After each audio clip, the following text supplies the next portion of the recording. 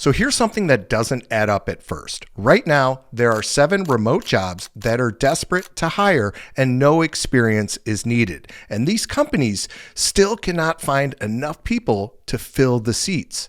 And I need you to pay attention to this part because it's not about your resume. The average job in this country takes over 2 months to fill. 2 months of a company bleeding money, missing deadlines, and getting more and more desperate. And the roles on this list are exactly the kind that get skipped over during that entire 2 months because most people don't even know how to search for them. So in this video, I'm covering all 7 of those jobs, what they actually pay according to real current data. And there's one on this list people skip constantly because they assume it requires you to already work in tech, and it doesn't. And if you find videos like this helpful, go ahead and hit that like button for me. It generally helps this video reach more people who need it. Let's get into it. Quick disclaimer, every pay figure in this video comes from real source data. These are averages, they are not guarantees, and they're going to change depending on the company, location, and your experience. And watching this video doesn't guarantee you a job or an income, and you probably won't qualify for every role here, and that's totally normal. So do your own research and confirm the listing before you apply. First up is AI Data Annotator, sometimes listed as an AI data trainer. Companies building AI models need real people reviewing, labeling, and correcting the responses those models generate. And that work never really stops because the models keep changing. And firms hire for this on a rolling basis, not in a single wave. And this job is underrated and often overlooked because most job seekers search for titles like customer service or data entry and never think to search annotator or AI trainer. So listings sit with fewer applicants than you'd expect. And I'll go ahead and put up some of the average salaries on the screen for you now. Now, the skills you'll need here are strong attention to detail, comfortable reading and writing in English, and the ability to follow a written rubric consistently.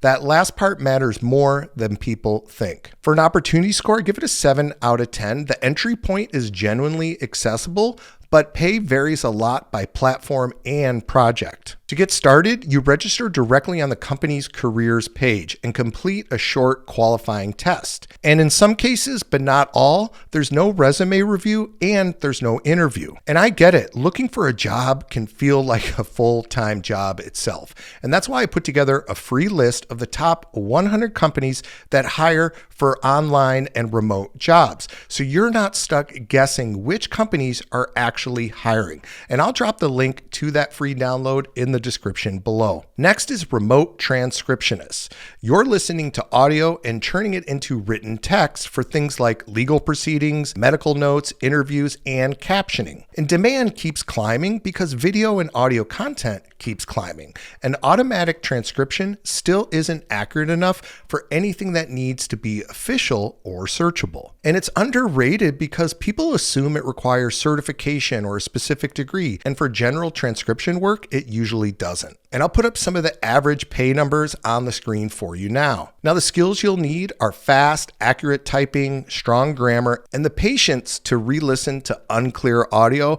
without getting sloppy. For an opportunity score, I give it a 6 out of 10. It's accessible to start, but your actual hourly pay depends heavily on your typing speed. Now, to get started, most companies have you take a short grammar and typing test before you are approved. And speaking of typing fast, the next job barely requires typing at all. It's almost entirely about how you talk to a stranger through a chat window. I'm talking about e-commerce chat support specialists.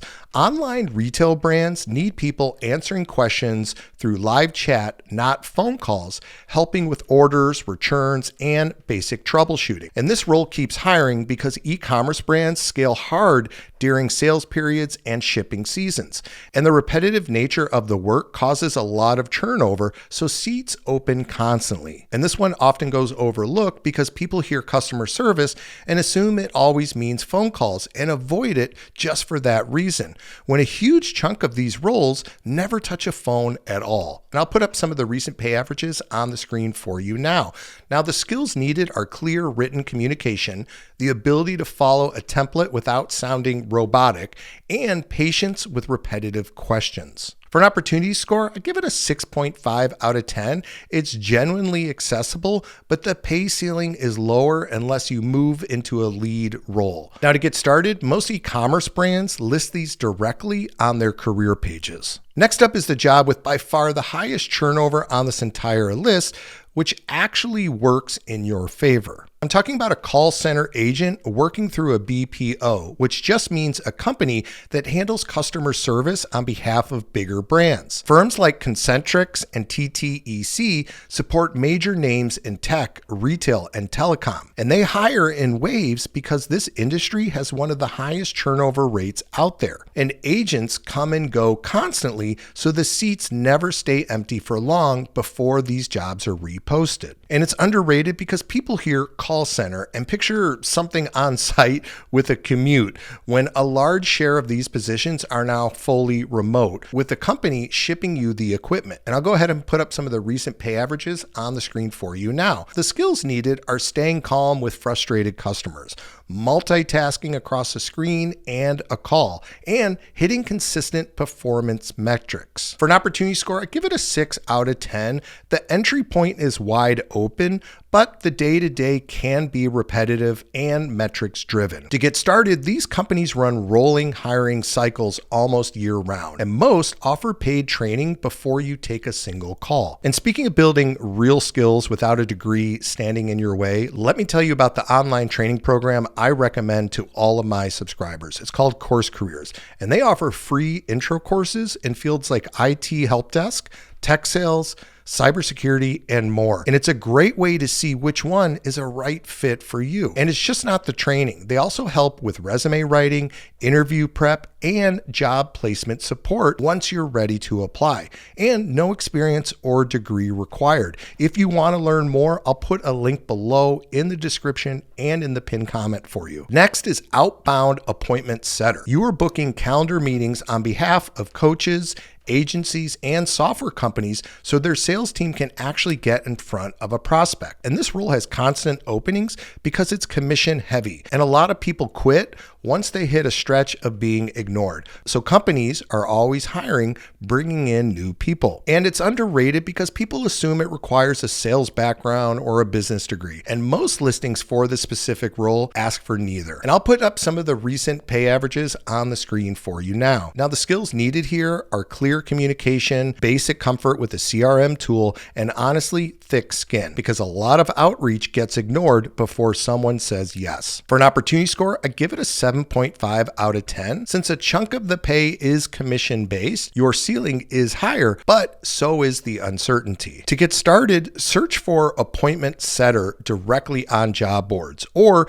reach out to small agencies and coaches who need this filled. And in some cases, they do hire without a formal interview process. Next up is a job that exists purely because the internet never sleeps, and neither does the moderation queue. I'm talking about social media content moderator. You are reviewing flagged comments, videos, and posts to make sure they follow a brand's community guidelines and pulling down anything that breaks the rules. Companies are desperate for this one because thousands of hours of content get uploaded every minute, and brands are genuinely afraid of what happens if something harmful slips through. And burnout runs high in this role, so companies cycle through new moderators constantly. And it's underrated and often overlooked because people assume it requires a tech background, when it really comes down to following a written checklist and having a thick skin for the weirder corners of the internet. And I'll put up some of those recent salary averages on the screen for you now so you can take a look. Now, the skills needed are the ability to follow a strict rules-based checklist,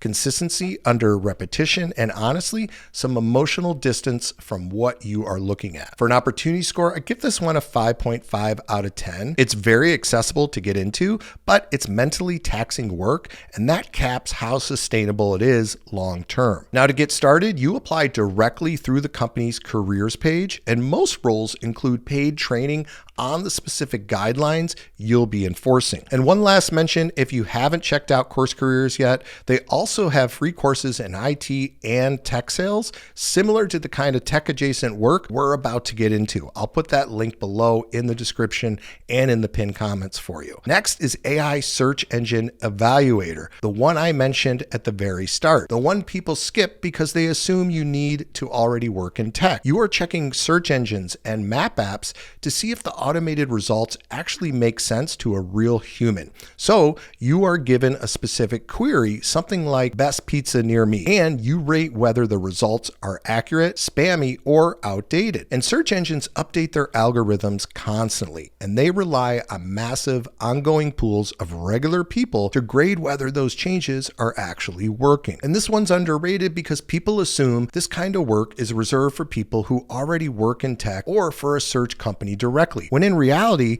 these are independent contractor roles open to the public. And I'll go ahead and put up some of the recent salary averages on the screen for you now. Now, skills needed are strong reading comprehension, familiarity with how search results and map listings normally look, and the patience to follow a lengthy, detailed rating guideline. For an opportunity score, I give this one a 6.5 out of 10. It's genuinely open to beginners, but most projects require passing a qualification exam first, and the guidelines get updated often, so staying current is part of the job. To get started, you apply directly through the company and complete their qualification test before you are assigned paid work. Now here's the catch. With every job on this list, they all still have a specific searchable title, which means there's still some competition for them. There's a whole other category of online and remote jobs that pay just as well, and in some cases better. And almost nobody applies to them because they never show up